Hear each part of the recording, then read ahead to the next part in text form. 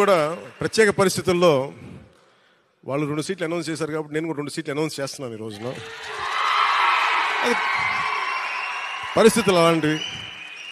So నాకు కూడా ఒత్తిడి ఉంటుంది.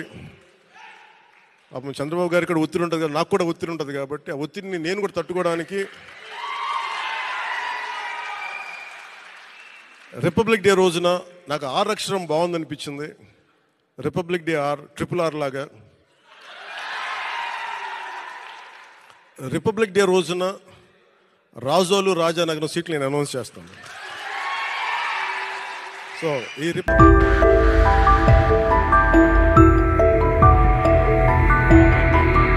పొత్తు ధర్మం ప్రకారం అలా అనౌన్స్ చేయకుండా ఉండాల్సింది. నేను దానికి క్షమాపణలు చెప్తున్నాను. ఖచ్చితంగా నెక్స్ట్ మీటింగ్లో